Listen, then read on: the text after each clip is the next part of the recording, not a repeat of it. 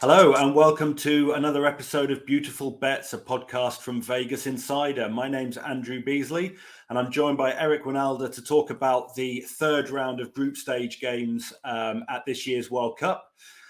And I think it's safe to say, Eric, that so far, many of the games in the first couple of rounds have been very difficult to predict. Quite a lot of shock outcomes that we might not have seen coming. Yeah, there's been some blowouts. There's been some complete out of left field victories. I mean, Saudi Arabia and Japan's victories are the first ones you think about, which also happened to be the U.S.'s last two opponents as they prepared for the World Cup, which actually looks pretty smart, the fact that those were our last two opponents. But man, you see Spain absolutely annihilate Costa Rica as if they're not even on the field, and then what does Costa Rica do? They recover with a 1-0 victory over Japan. So it's really been difficult to figure this stuff out. I think this is an indication that maybe because of the timing of the World Cup, because of the countries that are in closer proximity to Qatar, they seemingly have some sort of odd advantage at times, and we've seen this with Morocco now.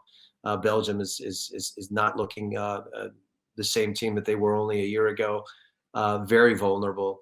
And then, of course, the Canadians, that's the other big one, that to outplay Belgium the way they did and lose, and to have so much hype behind them and so many great ideas about what this team could be, and they get demolished by Croatia, and Croatia showed us their true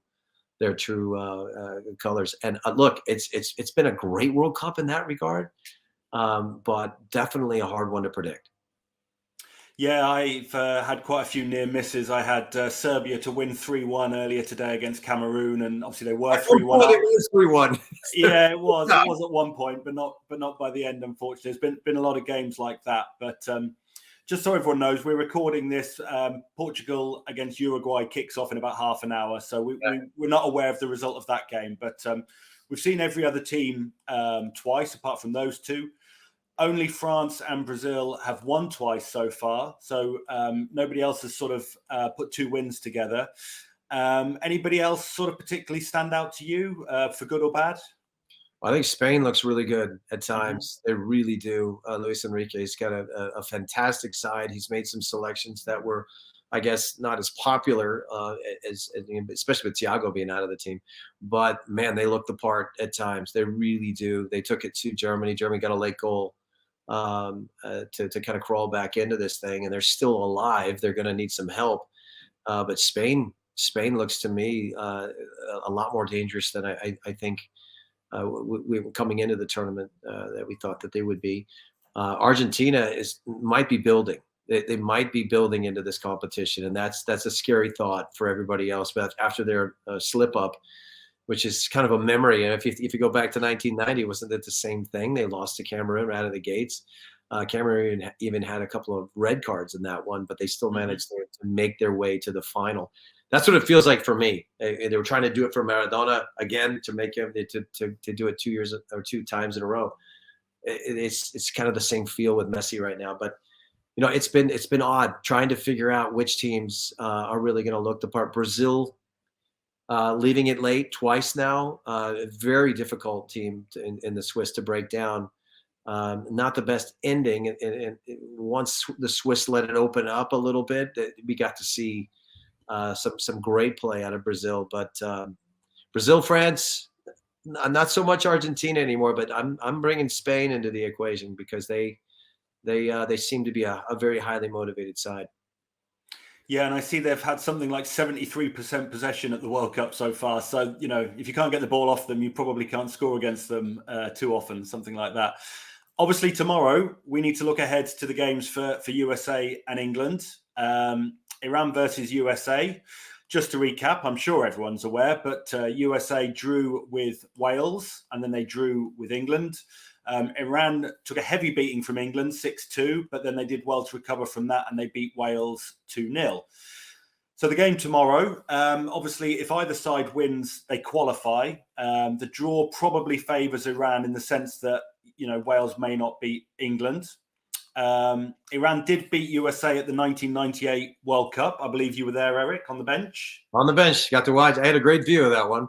Yep, and then the teams played 2 years later in a friendly which ended 1-1. They're the only meetings there's ever been.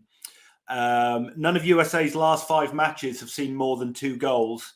And the only one of Iran's which did was their heavy defeat to England. Otherwise, their games have been fairly light on goals. So I think under 1.5 goals looks good to me at plus 200. I think Iran are going to try and make it as difficult as they possibly can for USA, and understandably so. But how impressed have you been with the USA so far, and how do you see the game going tomorrow?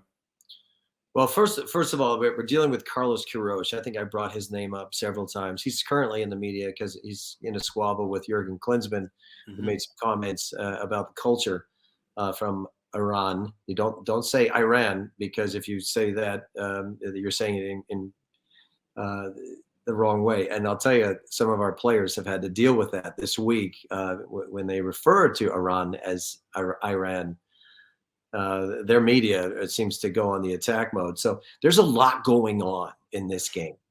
There's a lot of distractions on both sides. We all know it with Iran is dealing with, and some of the sentiments that people have had towards them since their arrival, telling them that they don't deserve to be there or they shouldn't be there. And now this more recent exclusion of the emblem in the flag from Iran that was put on the U.S. Soccer's website has caused an unbelievable reaction from Iran. They are now saying that we should be dismissed from the competition, that we should bow out because we have essentially disrespected their entire country. So there's all of these things that have nothing really to do with the game that are filtering in. Our players are having to answer all kinds of crazy questions about politics, and they're trying to just separate the two. It's been a rough week, to say the least. But once the game starts, we are dealing with a very, very defensive coach, probably one of the best in the world. We know where his time with Colombia, his time with Egypt wasn't necessarily a success story, but this is someone that Sir Alex Ferguson turned to when he had to put his defensive principles together for Manchester United in a very, very key time for the club. And he had an 8-year stint with Iran that would certainly be deemed as a success story. He's gonna put a couple of walls up. It's going to be very hard. The space is going to be very hard to find for this U.S. team, who has a hard time breaking down teams that decide to play this way. So it's going to be, selection is paramount, but substitutions are probably even more important in this game for the U.S. I'm with you. I'm very fearful of a 0-0. That would not be considered a good result because we need to win. And this is the last team in the world that you want to rely on a must-win situation. This is not the team you want to play when you must win. I would still include Mehdi Taremi into this conversation because he's a beast. He had 2 goals against England, made some great decisions in his play. Against Wales. I mean, let's face it, they didn't score with 11. They against 11. They scored against 10, and that's because of the red card. So it opened things up a little bit. But I still think Taremi is someone we need to worry about. So the concern is if he gets free and scores a goal, the U.S. will be in a very peculiar situation, needing 2 goals, and as you alluded to, have not scored a lot of goals in their last 10 games. So I'm fearful of that. I'm hoping for a 1-0, but man, this looks like a game that will stay under 2 goals for sure, and it looks like a game that the U.S. is going to have to figure out a way to get the goal. Now, the most important part there, Andrew, is they cannot sit back after they score, because if they try not to lose, they will get exactly what they deserve, and that's another tie. Yeah, the USA are available at plus 105. The draw is plus 250. Iran a plus 310. That looks like quite a big price for Iran to me, to be honest, because of what we've just said. They're going to defend as well as they can and try and hit on the counter. I mean, you mentioned USA 1-0. That's plus 600. Joint most favoured result along with a 1-1 draw. So I don't think anybody's expecting too many goals in this one. I mean, do you think USA presumably take quite a bit of confidence from their performance against England? I mean, England weren't great, but then how much of that was down to England? How much of that was down to USA playing well in sort of shutting them down a bit?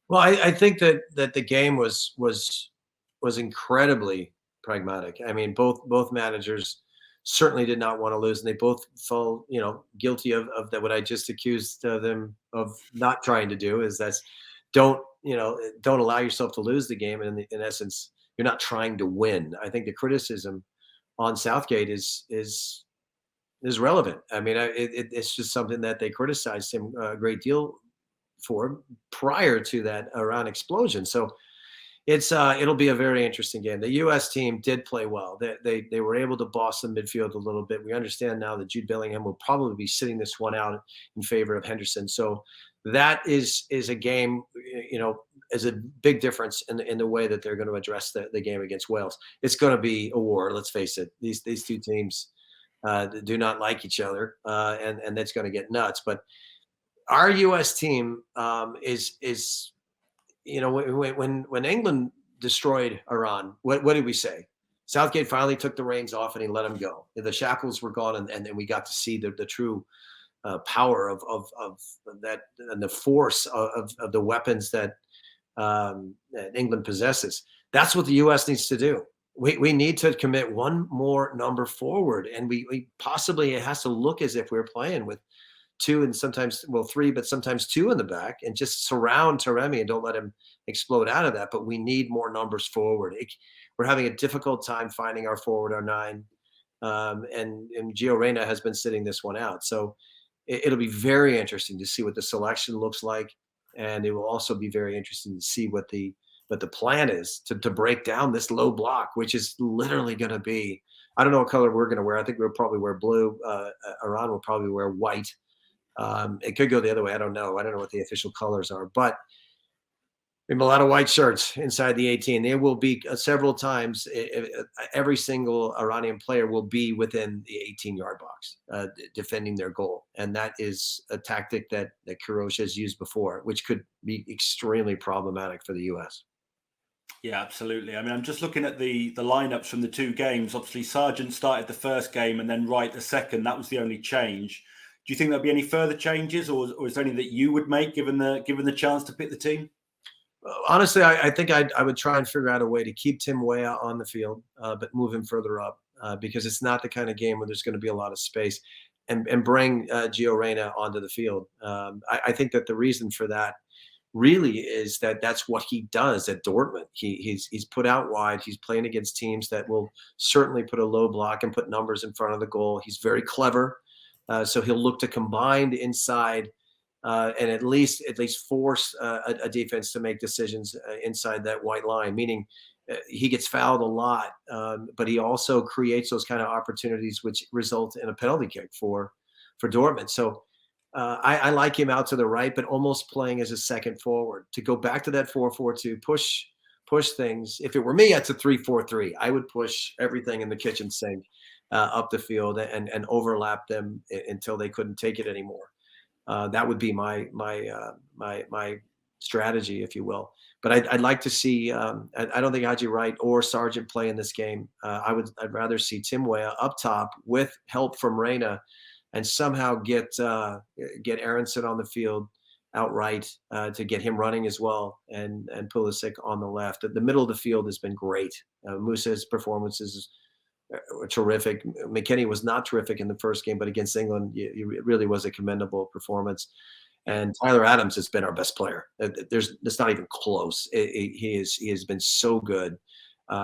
Great leadership skills, and hopefully he can stay healthy throughout this competition, given that we get through this game.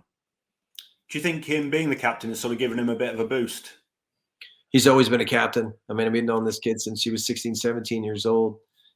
He's always been that way. And I referenced it before in some of the answers that some of the questions that were presented to him in the press conference, being very political. He politicized everything and he just, in a very classy way, in a very respectful way, navigated out of that, which was pretty impressive, to be honest.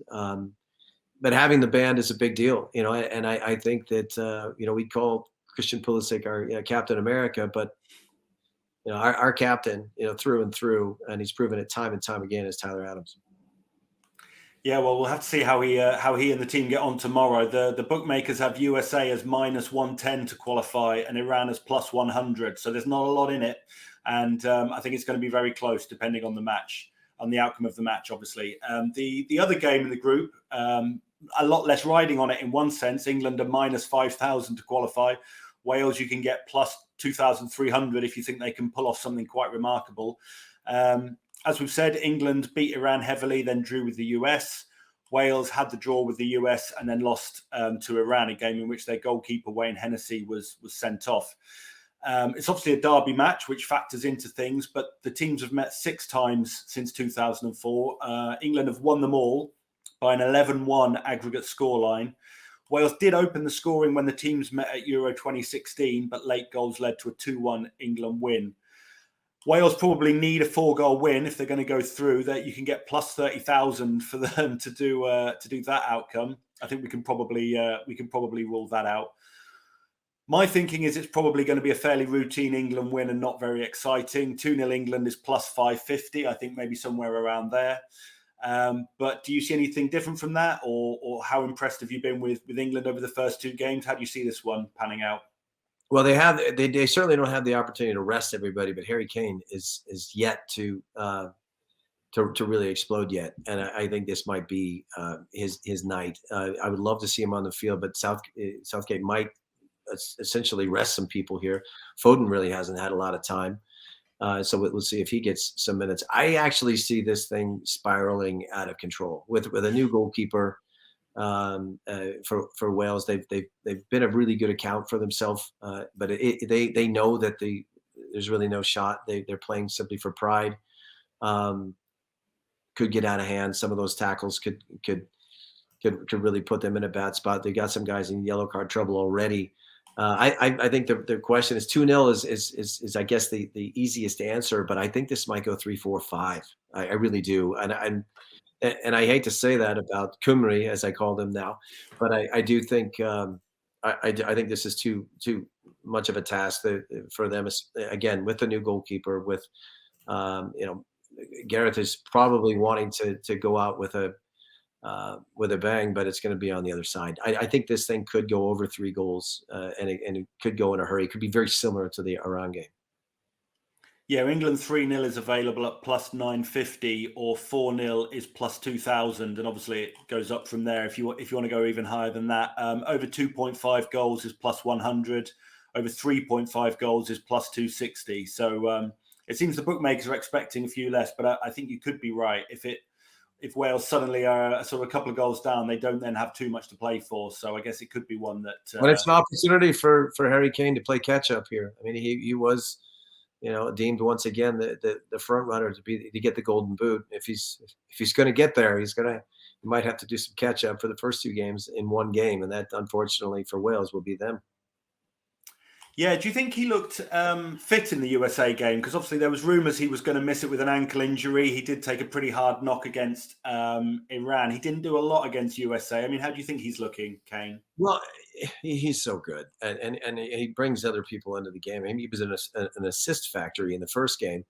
Unlucky not to get a goal, but I mean, let's face it. That was a fortunate play from Walker Zimmerman in the first part of the game that really prevented him from getting his goal. And under other circumstances, we've seen this in other games where, like Danilo, for example, in Portugal, went right through him, and it ended up being a great goal for the opposition. So it's really a game for him.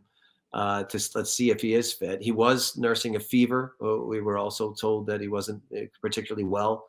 So the circumstances were really against him in the game against the United States. I don't think that'll be the case in this one. I think he's going to be up for it.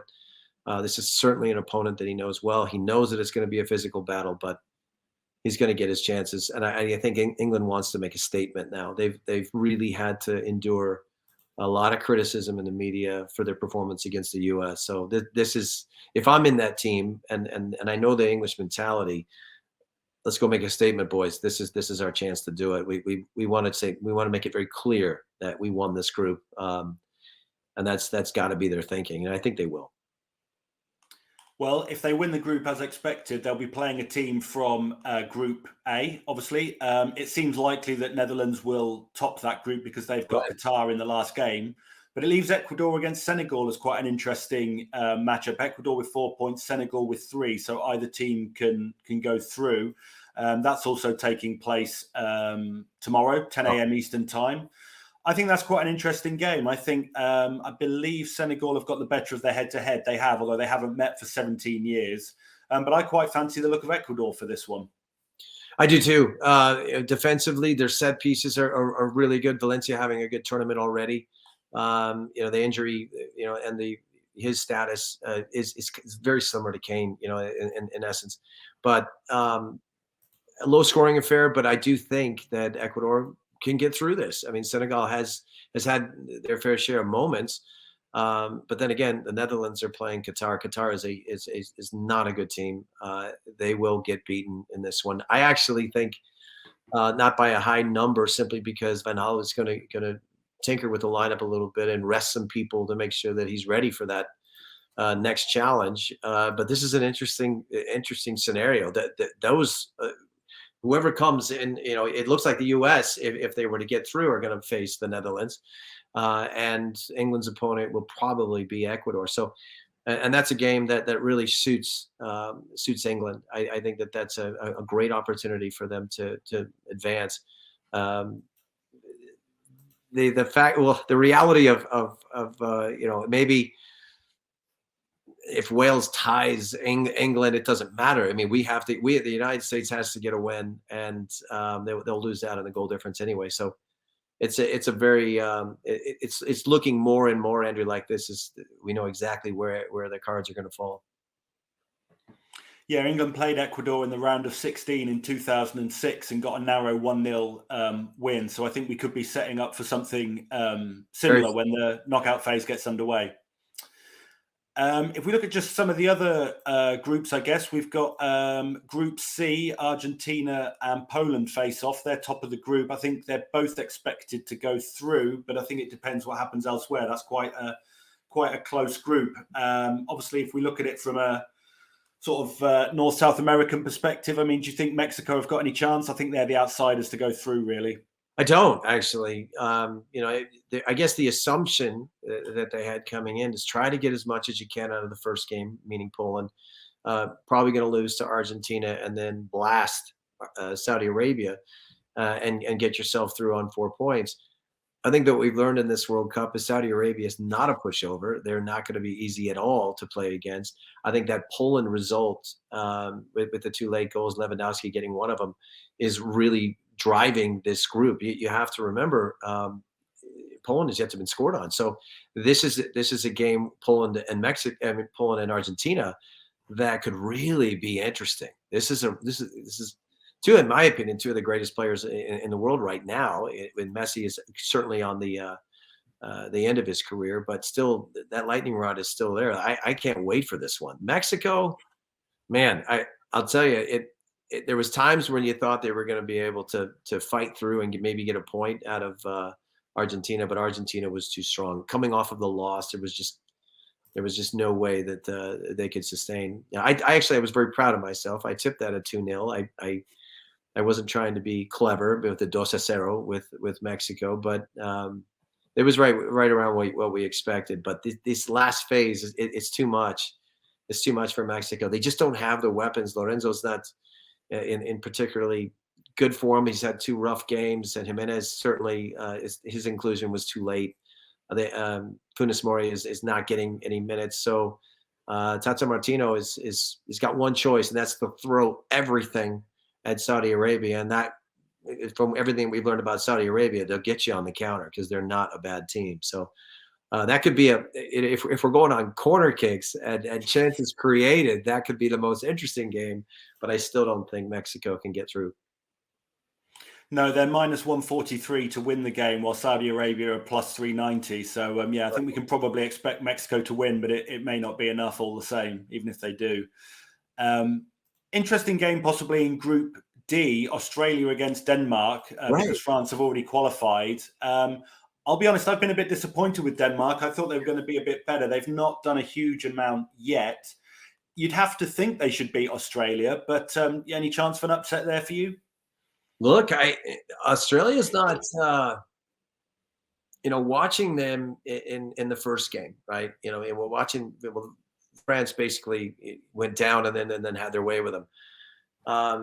There's a lot to this Australian team, and I think that they could be a scary opponent for, especially the Danes aren't really playing particularly well, as you just mentioned, and I am disappointed with them as well. I see this one ending 1-1. I really do. I don't think it's going to have it's not going to have so much of a shakeup on the group, but Australia can get through in this scenario, and that's the part where we can't underestimate pride. We can't underestimate the character of the group, and that's something that I think we've learned over the years that we shouldn't do with Australia. So I'm very, very much going to be watching that one. I do think it's going to end 1-1, but I think Australia's going to give it a great run. They're going to give it everything they got. Well, you can get plus 340 for a draw in that game and plus 750 for a 1-1 draw specifically. So, yeah, I like it. It's a possibility. It's a definite possibility. And if they do, then as you say, Australia will go through, assuming Tunisia don't beat France. And I think we can probably assume that's not going to happen. There's a lot of synergy. There's a lot of reasons to believe that Tunisia would be able to put up a fight. But I think you're right. I think France in the end will show its quality, and it'll be too much for Tunisia. But they, in that first game, we were all assuming that this was a reflection of how good Tunisia was, but it really was more of a statement of not how, I don't want to say poor, but how uneventful that game could be with the Danes not playing well. Yeah, definitely. If we move on to Group E, I mean, that's arguably been the most interesting at this point, because we had Japan beating Germany, but then we had Costa Rica beating Japan. Spain are effectively through, not 100% official, 100%, but yeah, can't see them going out from here. So it sort of comes down to Germany, Costa Rica, and how that sort of goes. I mean, you'd have to think Germany would win, but it has obviously been a strange tournament so far. I mean, any chance for shock yet again, or Germany going to cruise through that one? Germany's going to cruise. They're going to be fine. The problem is that Spain might take their foot off the pedal, and they might shake hands and the point's enough for both of them, because that's the scary part about this deal. But I do think when we look at Germany, you look at that situation. This is 2 World Cups in a row, is it not? I mean, they've had similar problems in the past. Where does it end up if Japan manages to have a tie with Spain? They go head to head first, which means that's it for Germany, is it not? I think it is goal difference. Head to head is not the first settling thing. So if Germany win and Japan-Spain ends in a draw, then Germany can qualify. But how many goals? Sorry for not knowing in advance, but how many goals does Germany have to score? Well, they are only 1 behind Japan on goal difference. So I guess if they win by 2, if Japan drew, then they would go ahead of Japan on goal difference. So German. I mean, honestly, it would be that's probably going to be the outcome. Now, the reality is if you're Germany, you're hoping Spain takes care of business.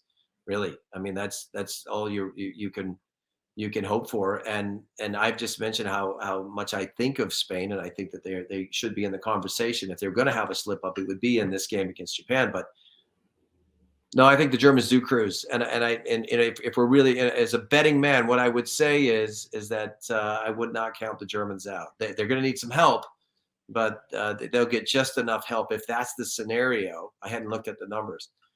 If both on 4 points and goal difference will certainly serve Germany well. They've got to have an explosion. So I feel bad for Costa Rica now. I think we all should. This is going to be a rough day. Yeah, I think it says everything that Germany to win by 4 or more goals is available at plus 250, and to win by 2 goals is plus 333. So yeah, bookmakers are expecting at least a 4-goal win there for Germany, and I think that's think Costa Rica have only had 4 shots at the tournament, so it's pretty remarkable they've managed to win a game. But yeah, Germany to win by a handsome scoreline makes a lot of sense, I think. I mean, Japan's really got to be kicking themselves to lose that game. 1-1 would have been a fair result, to be honest. That would have made this predicament very different. But I see the Germans getting through under those circumstances. Yeah, and in Group F, another very interesting game, Croatia against Belgium. I don't think anybody was necessarily predicting Belgium to lose to Morocco. Morocco now favourites for the group, but obviously if Belgium don't beat Croatia, then I think they probably go out, which not many of us saw coming. So what do you think of them? Because obviously, although they beat Canada, Belgium weren't great in that game either. I mean, not been very good in either game. I mean, is that just they've obviously got quite an old team these days? A lot of their players have been in the side for about a decade or something like that. I mean, do you think it's that? Do you think it's just difficult with the mid-season World Cup, just random? I mean, any sort of thoughts on it? Well, I mean, the first game out of the chute against Canada, they win 1-0. De Bruyne gets the man of the match. He actually says some things in the media after the game in regards to, basically we didn't deserve to win and we're an old team. And then in this past result, to see them go down to Morocco the way they did, you had one of the old guys in Vertonghen say, well, I guess our attack isn't very good either because we're old as well. So that would indicate that there's some internal strife within the team. And to be honest, De Bruyne has looked completely disinterested in this competition, which is really unfortunate. So Martinez has a lot on his mind. He does have a team that's aging quite a bit, but I think that Croatia takes them. After watching the first game, right? We thought that Croatia was sputtering. No, we were introduced to a very good Moroccan team. That's what happened. And I think that looking at this last phase, I mean, I do see Morocco going through, and I do see Croatia taking care of business. But we also have to mention John Herdman's comments about Croatia. He was trying to give a team talk in typical huddle form, and basically said, "We're going to go F Croatia." And those players have taken to social media to say thank you for the motivation, but I think you're the team that got effed. And so, yeah, this Croatian side, it could be building into the tournament. We expected, guys like Modric and whatnot, Kovacic, Perisic, the older team. That's an old group of guys. You could say that, but the same thing that we're saying about Belgium. But Kramaric was fantastic, and I think that they're building, and that's a team that we need to look out for as we move forward. But it's bad news for Belgium. I don't think Belgium can take them. And if I'm going to go on a score line there, I don't see any goals coming out of this group, but I'll still go 2-1 Croatia. Okay, well, yeah, it's pretty close in the odds. 2-1 Croatia is available at plus 1,000, but just the general moneyline market, Belgium are plus 165, Croatia plus 180. So very little between them. I think it could very easily go either way.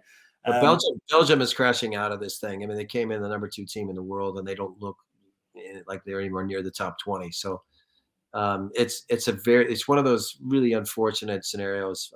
Just bad timing, just really bad timing. I mean, most of the conversation when we talk about Belgium is where's their coach going to end up when this thing is over. But I think 2-1 might be the scoreline, and Croatia takes them. Yeah, I think you could be right. One of the favourites going out in the group stage there. As we don't know what's the full picture in Group H because Portugal and Uruguay are playing shortly. Just a quick word on Group G, really. We've got Switzerland and Serbia playing off effectively for the other spot with Brazil, most likely. They met in the last World Cup as well. Switzerland won 2-1 with a 90th minute goal. Probably be close again. Switzerland, a point would probably see them through. Serbia looked very good earlier today, at least initially against Cameroon. They went 3-1 up, as we've said, I think. And but then they sort of gave it away a bit. So do you see anything particularly unusual happening there, Switzerland, Serbia? Well, I'm disappointed in Serbia, actually. But I mean, if we really look at the game today, we saw what they're capable of, right? We saw that, we haven't seen anything out of their forward line. Mitrovic gets a goal today, finally. But it's a team that that really let themselves down. Those were very, very important points. But after watching the Swiss today against Brazil, it took a phenomenal strike from Casemiro to take them out. They just are a very, very solid defensive unit. They just really play well. They had to open it up near the end after they got down, and there were some chances for Vinicius and actually Jesus. But the truth is, the Swiss side defensively might be too much to handle for Serbia. And I don't think there's going to be a lot of goals in this game. I know we just saw a 6-goal thriller, but that's not the way it works in Switzerland. It's they win 1-0 and then they lose 1-0, and that's the way they like it. It's like clockwork. Basically, it'll be 1-0 again, just like it was last time, and we're going to have to unfortunately see Serbia go home. I'm disappointed in saying that, but I think it's going to be a low-scoring affair. Yeah, I'm inclined to agree. I mean, under 2.5 goals in that one is -122. Serbia are expected to win at +145, so Switzerland at +200 might be a good bet there. I like the Swiss. I like them a lot today. I like their coach. I like the setup. Xhaka is actually behaving, which is really nice to see. And I do think Sommer is a fantastic goalkeeper. He proved it once again today. I think the Swiss are just a little bit too much of a task. Serbia will get their chances, and Kanji or Sommer will be the one that makes the blocker, makes that last-ditch tackle, and it'll end up being a very frustrating day. Yeah, well, we'll have to wait and see what happens in that one. Just before we go then, I mean, when we last spoke, we were talking about who we thought might win the tournament. I think we both thought Netherlands were a decent chance.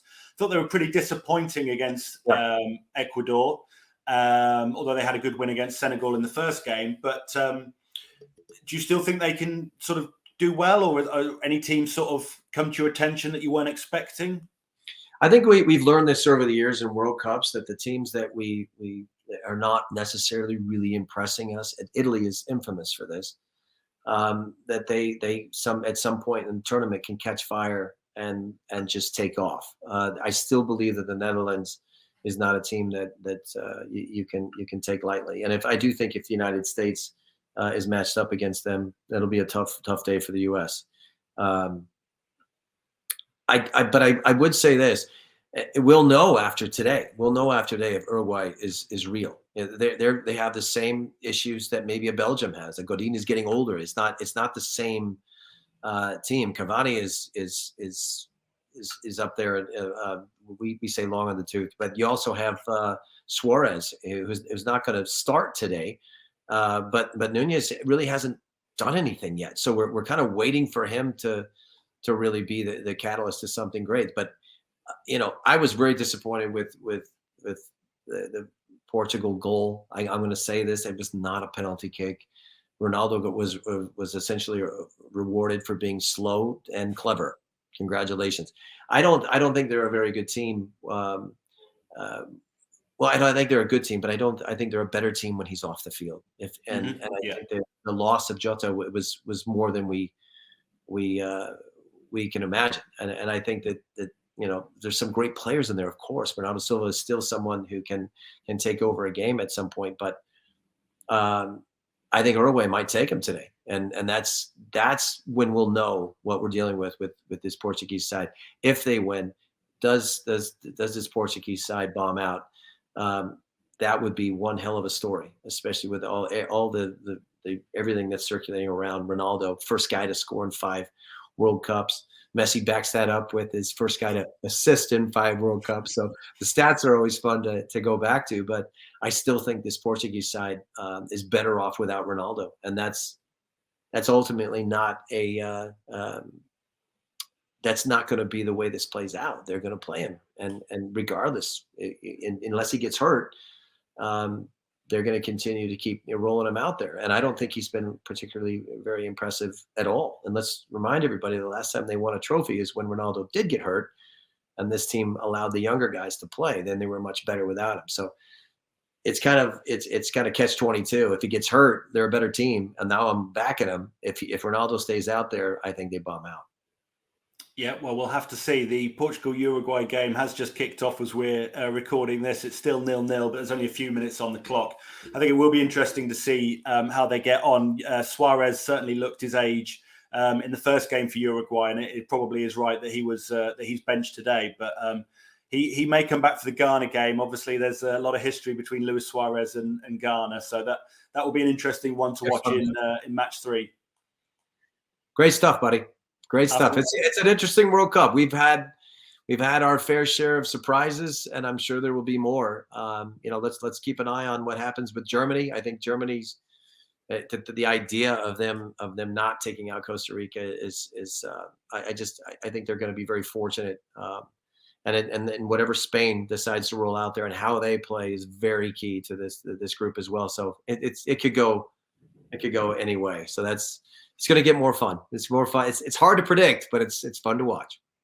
Yeah, definitely. There's a lot of permutations to unfold, and we'll have to wait and see what happens. But when we next join you, we'll probably be talking about the knockout phase. I'm not sure exactly when that will be, but yeah, we'll have a better idea of who's going to win the World Cup, I think, when we next record. So thank you everyone for joining us. If you follow our tips, please gamble responsibly. Odds are correct at the time of recording, and we will see you again soon.